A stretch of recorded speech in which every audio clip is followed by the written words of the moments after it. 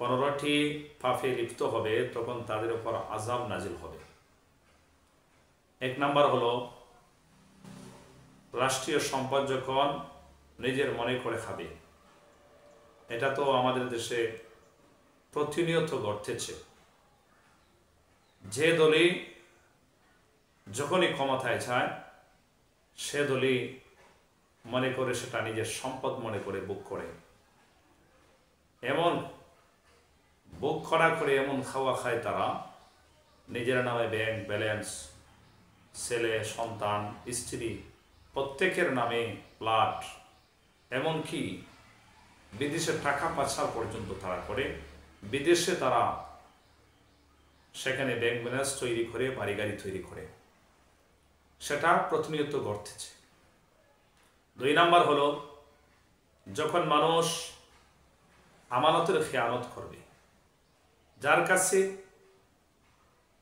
যে জিনিসই রাখা হোক না কেন, কোনো বস্তু হতে পারে, কথাও হতে পারে, যখন মানুষ বিশ্বাস করে মানুষের কাছে আমানত রাখবে তখন সে আমানতের খেয়ানত করবে। 3 নাম্বার হলো যখন মানুষ যাকাত আদায়কে জরিমানা মনে করবে। যাকাত হলো ইসলামের তৃতীয় একটা রক্ষণ। আল্লাহ সুবহানাহু ওয়া তাআলা পবিত্র কোরআনে কারীমের মধ্যে বলেছেন, ওয়াকিমুস সালাহ ওয়া আতুজ যাকাত, তোমরা নামাজ কায়েম করো এবং যাকাত দান করো। নামাজের পরপরই যাকাতের কথা আসছে যে তোমরা যাকাত আদায় করো। যাকাত আদায় করলে মানুষ মনে করে, মনে হয় তার সম্পদ কমে যাবে, ধনীরা সেটা মনে করে, আসলে তা নয়। হাদিস শরীফের মধ্যে আসছে লিকুল্লি শাইইন যাকাতু, হাদিস শরীফের মধ্যে আসছে যে প্রত্যেক যাকাত আদায় করলে তার মাল পবিত্র হবে, সে বালা মুসিবত থেকে রক্ষা পাবে, আর আল্লাহ তাআলা তার মালকে পবিত্র করে দিবে, তার মাল আরো বৃদ্ধি করে দিবে। আর মানুষ মনে করে কি যাকাত আদায় করলে নাকি মাল কমে যাবে।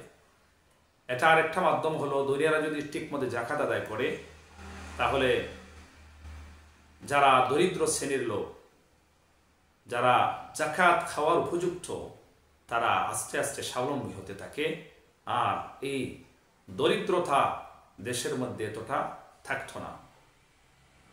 3 নাম্বার হলো যখন মানুষ যাকাতকে জরিমানা মনে করে তখন আযাব নাজিল হয়।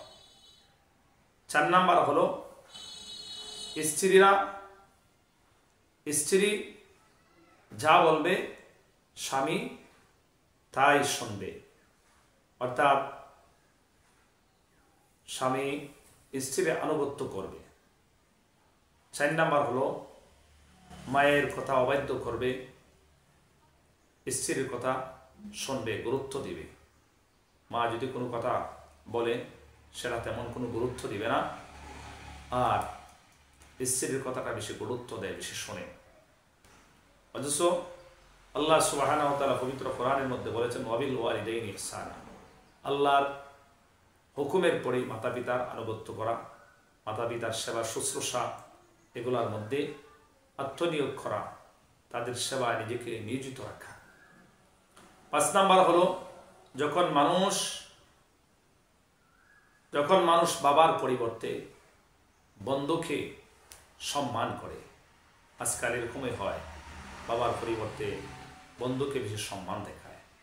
অথচ হাদিসের মধ্যে আসছে, কোরআনের মধ্যে আসছে মাতা পিতার আনুগত্য করার কথা, পিতার যে কত অবদান। আমরা যখন ছোট অবস্থায় ছিলাম তখন মাতা পিতা উভয়জনের অনেক অবদান রয়েছে। তারা যদি আমাদেরকে লালন পালন না করতো, খাইয়ে পড়িয়ে না রাখতো, তাহলে তো আমরা বড় হতে পারতাম না। অথচ আল্লাহ তাআলার ইবাদতের পরে মাতা পিতার কথা গুরুত্ব দিয়েছেন বেশি। 6 নাম্বার হলো যখন মানুষ সমাজের নিকৃষ্টতম মানুষকে ক্ষমতায় বসাবে।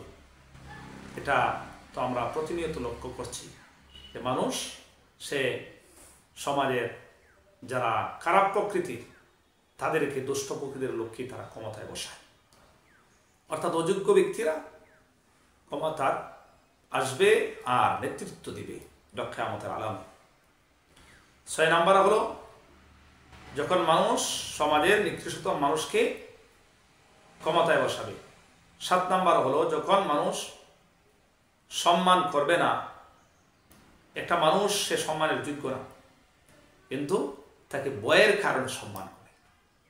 কারণ খারাপ মানুষ তো, সে যদি এখন দেখা হয়েছে সালাম না দেয়, সম্মান না করে, পরিবর্তে দিয়ে দুষ্ট প্রকৃতির লোকেরা ওই লোকের ক্ষতি করতে পারে। এই জন্য আসলে ওই ব্যক্তিটা সম্মান পাওয়ার যোগ্য না, তাকে বয়ে সে সম্মান করে। 8 নাম্বার হলো যখন দেখবেন মসজিদ হবে চকচকা, মসজিদ সমূহ দেখবেন চাকচিক্য থাকবে, টাইলস থাকবে, বিভিন্ন মোজাইক পাথর থাকবে, বোঝা যায় যে মনে তাজমহলের মতো, কিন্তু সেখানে মুসল্লি খুঁজে পাওয়া যাবে না। আসল মুসল্লি খুঁজে পাওয়া যায় না। মুসল্লি কিছু থাকলেও তারা নামাজের যে বেহাল দশা, কিভাবে রুকু, কিভাবে সাজদা, কিভাবে নামাজ পড়তে হয়, সেটা তারা বুঝতেই চায় না। তারা যেমন কোনো রকম ছাপের মধ্যে পড়ে নামাজ পড়তে আসে মসজিদের মধ্যে, আবার ইমাম সাহেব কোনো রকম সালামটা ফেরাইলে কোনো রকম 2 রাকাত বা 3-4 রাকাত নামাজ যদি হয় সে পড়ে, তার ইচ্ছা থাকে কেমনে যে সে মসজিদ থেকে বেরিয়ে যায়, যেমন তার মসজিদে আসলে অশান্তি সৃষ্টি।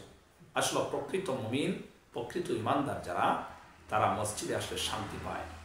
আর কোথাও এইরকম শান্তি পাওয়া যায় না যেভাবে আল্লাহর ঘর মসজিদের মধ্যে ঢুকলে যারা প্রকৃত ইমানদার মুত্তাকি তারাই একমাত্র এই শান্তিটা পায়।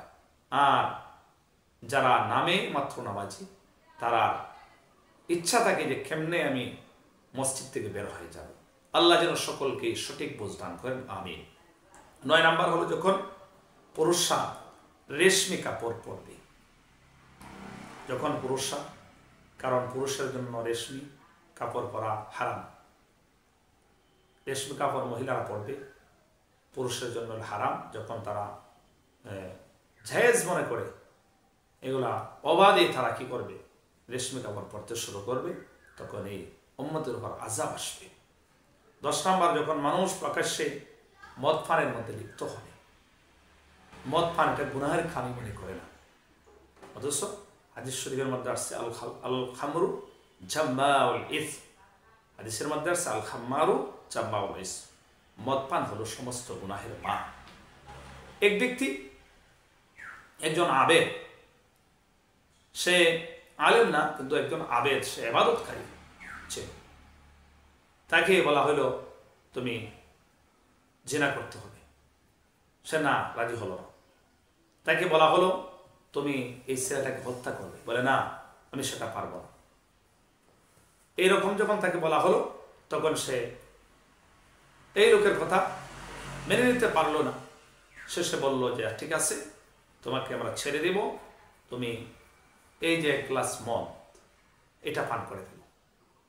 তখন এই লোকটা মনে করলো, সে তো আর আলেম না, সে মনে করলো যে মনে হয় এই পানি একটা পান করিলে তো আর এতটা আমি জেনার কাছ থেকে বাঁচতে পারবো, একটা অন্যায়ভাবে মানুষকে হত্যা করা থেকে আমি বিরত থাকতে পারবো। সে ঠিক আছে, তোমাদের আমি 3য় উপাদানটি গ্রহণ করলাম। ওই লোকটা সঙ্গে সঙ্গে মদ পান করে ফেললো। মদ পান করার পরে তো মানুষের কমন সেন্স ঠিক থাকে না, মানুষের মাতাল হয়ে যায়, উন্মাদ হয়ে যায়। তো সে মদ পান করার পরে সে জিনাও করলো, অন্যায়ভাবে একটা লোককে হত্যা করলো। তাই জন্য হাদিস শরীফের মধ্যে আসছে আল খাম্মারু, যে মদ হলো সমস্ত জাম্মাউল ইসম, গুনাহের মা।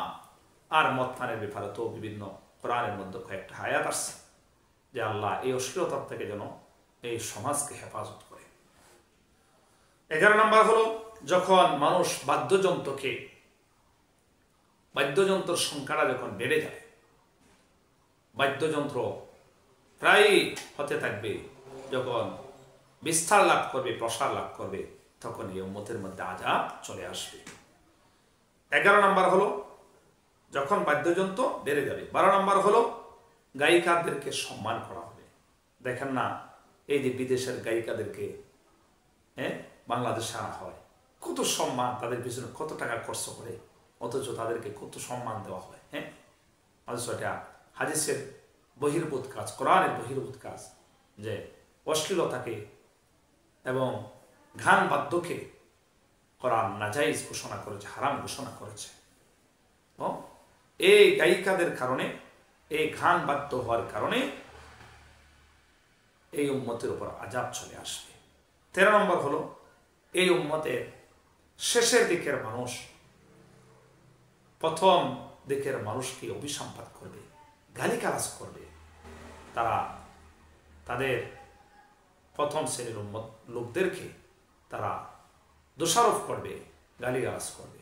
14 নম্বর হলো, আল্লাহ পাক এইগুলা যখন চলতে থাকবে তখন ইলিমটাকে উঠায় নেবে, এলিম উঠিয়ে নেবেন। এলিম উঠাই নেবেন কিভাবে?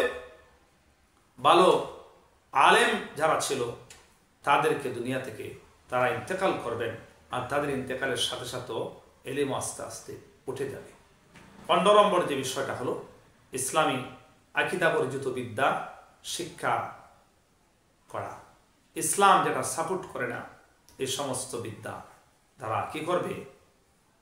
তারা চর্চা করবে। আল্লাহ সুবহানাহু ওয়া তাআলা এই সমস্ত জিনিস থেকে যেন আমাদের এই সমাজটাকে, এই দেশটাকে আল্লাহ হেফাজত করেন।